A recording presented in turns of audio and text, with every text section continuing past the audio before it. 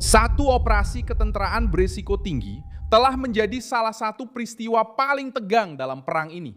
Pada awal pagi Isnin, 6 April 2026, Washington sudah meraihkan penyelamatan kru kedua pesawat pejuang F-15A. Ditembak jatuh di Iran, yang digambarkan oleh Donald Trump sebagai kolonel, berjaya diselamatkan hidup-hidup dari kawasan pergunungan selepas hampir 2 hari bersembunyi di belakang garisan musuh. Kejadian ini benar-benar menggambarkan apa yang paling berat dalam konflik ini. Apa yang berlaku adalah jelas dan serius. Pada hari Jumat, 3 April 15E telah ditembak jatuh di wilayah Isfahan dan kedua-dua anak kapal berjaya keluar dengan krusi Anjal di lokasi yang berbeza. Salah seorang daripada mereka telah diselamatkan dalam usaha pencarian pertama, manakala seorang lagi terasing di kawasan musuh cedera, sementara pasukan Iran dan rangkaian tempatan mula mencarinya. Kepentingan perkara ini sangat besar. Jika anggota tentera itu ditangkap, Tehran akan memperoleh satu trofi politik dan ketenteraan di tengah-tengah perang yang sudah memberi tekanan kepada imej Rumah Putih. Itulah sebabnya misi menyelamat itu menjadi keutamaan utama bagi Donald Trump, Pentagon, dan pasukan komando khas Amerika Serikat. Orang yang berada di tengah-tengah krisis ini ialah seorang pegawai yang terlatih untuk bertahan hidup, melarikan diri, dan bertahan. Menurut Reuters, dia mengalami kecederaan di Buku Lali, bersembunyi di celah gunung, dan berjaya menghubungi. Buku Lali bersembunyi dengan askar-askar. Gunung menjalin hubungan. Celah menurut celah. A operação entrou em outro. Menurut Reuters, mengalami kecederaan, celah, gunung, dan berjaya. Buku Lali bersembunyi, gunung, dan berjaya menjalin hubungan dengan celah, berjaya menjalin hubungan dengan askar-askar. Reuters, Buku Lali, gunung, berjaya. Reuters, Buku Lali, menurut, mengalami, Buku Lali, bersembunyi, menjalin hubungan dengan askar-askar. Menurut, mengalami kecederaan pada Buku Lali, bersembunyi, celah, menjalin hubungan dengan askar-askar. Reuters, kecederaan Buku Lali, gunung, hubungan. Menurut, mengalami kecederaan pada Buku Lali, gunung. Reuters, menurut Reuters, mengalami, bersembunyi, hubungan. Reuters, kecederaan Buku Lali dengan askar-askar. Reuters, Buku Lali, celah, askar-askar. Menurut, mengalami, bersembunyi, gunung, menjalin hubungan dengan askar-askar. Menurut, mengalami kecederaan pada Buku Lali, askar-askar. Dia pada Buku Lali, bersembunyi, celah, askar-askar. Menurut Reuters, di dan berjaya dan pasukan khas. Kenapa?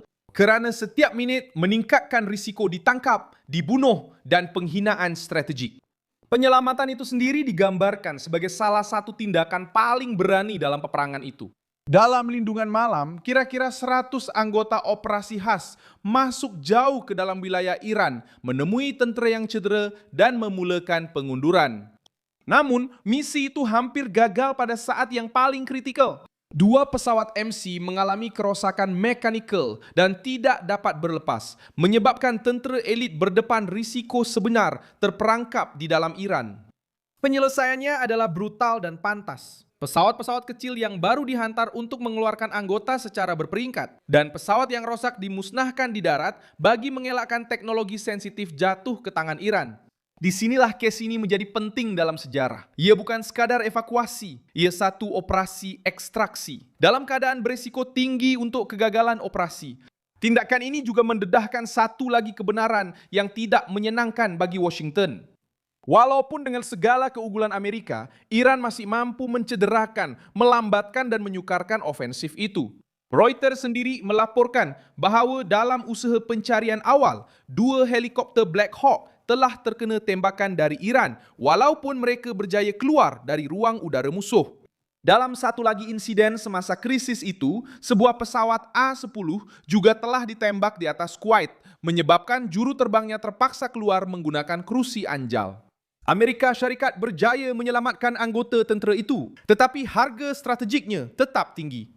Setakat ini, konflik tersebut telah mengorbankan 13 anggota tentera Amerika dan mencederakan lebih daripada 300 orang. Selain masih mengekalkan keupayaan Iran untuk bertindak balas, ke manakah semua ini akan membawa kita?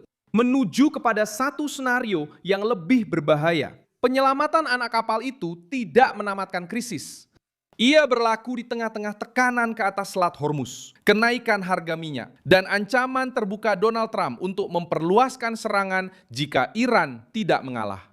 Akhirnya, apa yang jelas daripada episod ini ialah Amerika Syarikat masih mempunyai keupayaan, ketenteraan yang sangat hebat untuk mengesan, masuk, beroperasi di bawah tembakan, menyelamatkan orang mereka dan keluar dari wilayah musuh. Walaupun dalam keadaan yang paling ekstrim, lebih daripada sekadar penyelamatan, tindakan ini menunjukkan kekuatan, jangkauan, organisasi, dan keupayaan tempur. Satu tindak balas yang hanya sedikit negara di dunia mampu laksanakan. Mengukuhkan image bahwa Washington masih mempunyai mesin perang yang bersedia untuk bertindak dengan ketepatan, kepantasan, dan impak yang besar.